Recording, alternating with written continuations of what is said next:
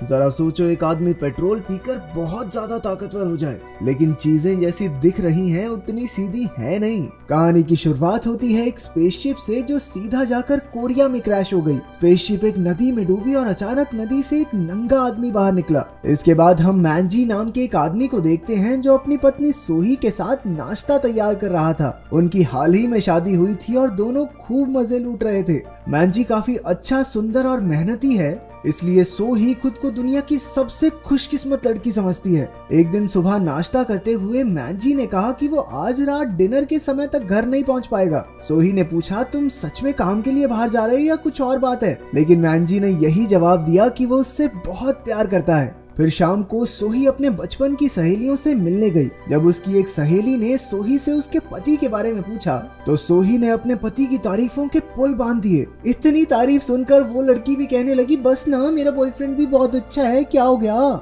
इसके बाद सैरा नाम की एक दूसरी लड़की की बात छिड़ गई। सैरा के बारे में अफवाह थी कि उसने अपने पिछले पति को मार डाला था क्योंकि उसका बाहर चक्कर चल रहा था। फिर रात को सोही घर देर से लौटी। तब तक मैंजी सो चुका था। सोही को उसके हाथों पर कुछ निशान दिखे और तभी उसके फोन पर किसी का कॉल आया। फिर सोही ने अपने पति का फोन देखा तो उसमें कई मैसेजेस मिले। एक मैसेज में लिखा था कि वो शुक्रवार को किसी से मिलने वाला है। ये पढ़कर सोही को शक हो गया कि कहीं मैंजी का कोई चक्कर तो नहीं चल रहा। अगली सुबह सोही ने मैंजी को शुक्रवार के दिन उसके साथ एक फंक्शन में चलने को कहा, लेकिन मैंजी ने काम का बहाना करके बात टाल दी। अब सोही का शक और बढ़ गया कि उसकी नाक के नीचे उसका पति उसे धोखा दे रहा है। आखिरकार सोही डॉक्टर जैंग नाम के एक प्राइवेट जासूस से मिली। वो चाहती थी कि जैंग उसके पति का पीछा करके पता लगाए कि सच में उसका कोई चक्कर है या नहीं। इसके बाद डॉक्टर जैंग काम पर लग गया और हर जगह मैंजी का पीछा करने लगा। आखिरकार उसने सोही को मिलकर बताया कि मैंजी उसे धोखा तो दे ही रहा है और इसके अलावा उसकी कुछ अजीबोगरीब आदतें भी हैं। मैंजी अपना ज्यादातर वक्त क्लब्स, जिम्स और गोल्फ कोर्सेज पर बिताता था। वो हर रोज नई लड़कियों के साथ घूमकर गुलछर्रे उड़ाता है और तो और वो हर सुबह बहुत सारी वाइन पीता था। डॉक्टर जैंग ने बताया कि मैंजी की तो पहले भी 3 शादी हो चुकी हैं और उसकी तीनों पत्नियां या तो गुमशुदा हैं या फिर मर चुकी हैं। लेकिन सबसे हैरान कर देने वाली बात तो ये थी कि मैंजी छिपकर पेट्रोल पीता था। ये सब सुनकर सोही का दिल टूट गया और वो रोती हुई वहाँ से चली गई। उस रात सोही ने एक चाकू से मैंजी का काम तमाम करने की कोशिश की, लेकिन वो हिम्मत नहीं जुटा पाई। आखिरकार वो अपनी पुरानी दोस्त सैरा से मिलने पहुंची। उसने सैरा से कहा कि वो अपने धोखेबाज पति को मारना चाहती है। सैरा की खुद की 4 शादियां टूट चुकी थी और उस पर अपने पिछले पति को मारने का इल्जाम भी था।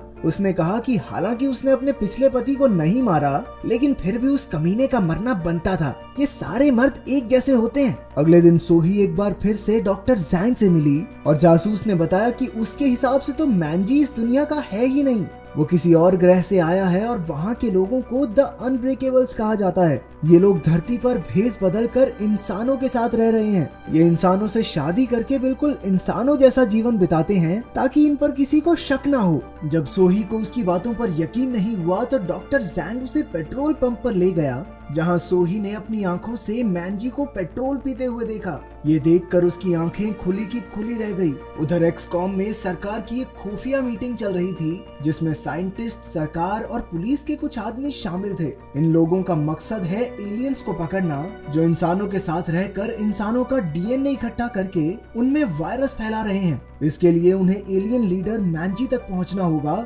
ताकि इंसान जाति को बचाया जा सके। उधर डरी हुई सोही अपने घर पहुंची और उसने फ्रिज में से पानी पिया, लेकिन मैंजी ने पहले ही पानी में जहर मिला रखा था, इसलिए उसे पीते ही सोही जमीन पर गिर पड़ी। कुछ देर बाद मैंजी वहां आया और सोही को बेहोश देखकर खुश हो गया। उसने तुरंत सोही के दोस्तों को खबर कर दी ताकि किसी को उस पर शक न हो। वो जल्दी से उसे हॉस्पिटल लेकर गए जहाँ डॉक्टर ने बताया कि सोही मर चुकी है। उसकी सारी सहेलियां रोने लगी और मैंजी भी बेचारा बनकर नाटक करने लगा, लेकिन अचानक सोही जाग गई और उसने नीले रंग का जहर थूक दिया। अब मैंजी का प्लान चौपट हो चुका था, लेकिन वो सोही को जिंदा देखकर खुश होने का नाटक करने लगा। इसके बाद मैंजी ने दुकान पर जाकर एक और जहर खरीदा ताकि वो सोही को खत्म कर सके। वहीं पुलिस भी उनका पीछा कर रही थी और उन्होंने दुकान के बाहर मैंजी की तस्वीरें ले ली। शाम को मैंजी अपने एलियन दोस्तों से मिला और उन्हें सोही को मारने के प्लान के बारे में बताया। उसने उन सब से सोही की लाश को ठिकाने लगाने में मदद मांगी। दूसरी तरफ सोही सेरा के साथ मिलकर मैंजी को मारने का प्लान बनाने लगी और उसे डॉक्टर जैंग से भी मिलवाया। वो तीनों मैंजी को तेज बिजली के झटके देकर मारना चाहते थे। अगर उनका प्लान फेल भी हो गया तो डॉक्टर जैंग के पास एक और प्लान था। उसने एक खास इंजेक्शन बनाया था जिससे एलियंस को मारा जा सकता है, लेकिन अभी तक उसने इसे टेस्ट नहीं किया था। वाह, कुछ ज्यादा ही भगवान भरोसे नहीं हो रही है। फिर वो तीनों सोही के घर पहुंचे और प्लान को अंजाम देने में जुट गए। डॉक्टर जैंग ने बाथटब में तेज बिजली की किरणें लगा दी और उसका रिमोट निकाला जो कि एक आम लाइटर जैसा दिखता है। उसी वक्त घंटी बजी और उन तीनों को लगा कि मैंजी घर वापस आ गया है। इसीलिए सेरा और डॉक्टर जैंग फटाफट बाथरूम में छिप गए, लेकिन दरवाजे पर तो सोही की दोस्त बंदूक लिए खड़ी थी। वो अपने बॉयफ्रेंड ब्रोकोली को ढूंढ रही थी, जो असल में डॉक्टर जैंग ही है। उसने पूरे घर की तलाशी ली और देखा कि बाथरूम का दरवाजा अंदर से बंद है। उसने गुस्से में दरवाजा तोड़ डाला, लेकिन वहाँ तो सेरा हल्की हो रही थी। बेचारी शर्मिंदा होकर बाहर आ गई। असल में डॉक्टर जैंग तो बाथटब में पर्दे के पीछे छिपा हुआ था। उधर लिविंग रूम में उसने सोही को बताया कि उसका बॉयफ्रेंड शायद उसे धोखा दे रहा है। फिर उसने एक सिगरेट निकाल ली, लेकिन उसके पास लाइटर नहीं था, इसलिए उसने वो लाइटर जैसा दिखने वाला रिमोट उठा लिया। जैसे ही उसने बटन दबाया, डॉक्टर जैंग को जोरदार बिजली का झटका लगा। तीनों लड़कियां डर के मारे बाथरूम की ओर भागी और उन्होंने देखा कि डॉक्टर जैंग तो मर चुका था। सोही ने उसकी मौत का जिम्मेदार यांग सून को ठहराया, क्योंकि उसने ही बटन दबाया था। लेकिन सोही ने कहा कि कोई किसी से कुछ नहीं कहेगा और सब मिलकर डॉक्टर जैंग की लाश को छिपाएंगे। उन्होंने लाश को मैंजी की अलमारी में छिपा दिया और तभी मैंजी घर लौट आया। दरअसल आज उसका जन्मदिन भी था, तो सोही कहने लगी, जाओ ना बाबू, नहा के आओ। ऐसे बिना नहाए केक नहीं काटते, ठीक है। जब वो बाथटब में था तो सोही ने बाहर से बटन दबा दिया। मैंजी को बिजली का झटका तो लगा, लेकिन उस पर कोई असर नहीं हुआ। जब लड़कियों ने उसे जिंदा देखा तो उनकी सिट्टी पिट्टी गुम हो गई, लेकिन उन्होंने कहा कि ये तो बस एक प्रैंक था और इसके बाद सब मिलकर केक काटने लगे। तभी सोही ने मैंजी को वाइन पीने को कहा, जिसमें उसने पहले से जहर मिला रखा था। उसी वक्त अलार्म बजने लगा कि अलमारी में कुछ है, तो मैंजी तलाशी लेने पहुंचा। तीनों लड़कियां भी डरी हुई उसके पीछे आ गई। जैसे ही उसने अलमारी खोली, उसमें से डॉक्टर जैंग निकला, जो अब तक जिंदा था। मैंजी को लगा कि वो एक चोर है और उसने उसे मारकर बेहोश कर दिया। सोही को लगा कि अब तो शायद डॉक्टर मर गया, इसलिए उसने मैंजी से डॉक्टर को दफनाने को कहा ताकि वो पकड़े न जाएं। उधर से मैंजी के एलियन दोस्त सोही की लाश को ठिकाने लगाने आ पहुंचे, लेकिन यहाँ तो कुछ और ही गड़बड़ चल रही थी। इसलिए उन्होंने कहा, हम तो भाई का जन्मदिन मनाने आए हैं, भाई हमारे बिना पार्टी कैसे होगी मैंजी ने उन्हें वाइन पीने भेज दिया और खुद लड़कियों के साथ डॉक्टर को दफनाने चला गया। जैसे ही मैंजी ने जमीन खोदी, सोही ने पीछे से उसके सर पर कुल्हाड़ी मारकर उसे डॉक्टर के साथ वहीं दफना दिया।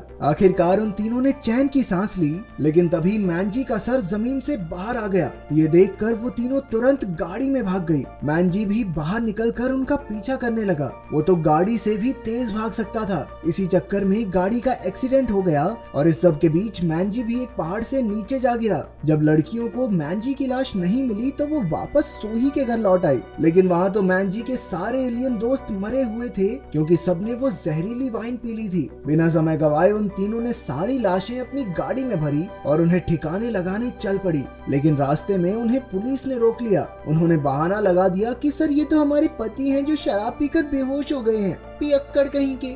आखिरकार उन तीनों को पुलिस स्टेशन ले जाया गया। पुलिस डॉक्टर जैंग को भी वहां ले आई, क्योंकि उन्हें लगा कि वो आवारा घूम रहा है। असल में बिजली के झटकों की वजह से उसकी याददाश्त चली गई थी। उधर मैंजी पहाड़ चढ़कर फिर से ऊपर आ गया और वहां उसे पेट्रोल दिखाई दिया। जैसे ही उसने पेट्रोल पिया, उसके सारे जख्म भर गए और वो एकदम तंदुरुस्त हो गया। इसके बाद वो पुलिस स्टेशन गया और सोही और उसकी सहेलियों को छुड़ाकर अपने साथ ले आया। गाड़ी में मैंजी ने नाटक किया कि उसे तो कुछ भी याद नहीं है, लेकिन थोड़ी देर बाद कहने लगा उन तीनों को बड़े प्यार से मारेगा, मस्ती के साथ। अचानक सेरा ने अपना चाकू निकालकर उसके सर पे दे मारा। इससे गाड़ी एक बार फिर पहाड़ से नीचे गिरी, लेकिन सोही, सेरा और यांग सुन जिंदा बच गई। वो तीनों जल्दी से गाड़ी से निकलकर भागी। कुछ देर बाद मैंजी उठा और चाकू अब भी उसके सर में था। तीनों लड़कियां भागकर एक फैक्ट्री में छिप गई, लेकिन मैंजी ने अपनी शक्तियों से उन्हें ढूंढ निकाला। जैसे ही वो सोही को मारने वाला था, बहुत सारे एलियन ऑफिसर्स वहां आ पहुंचे।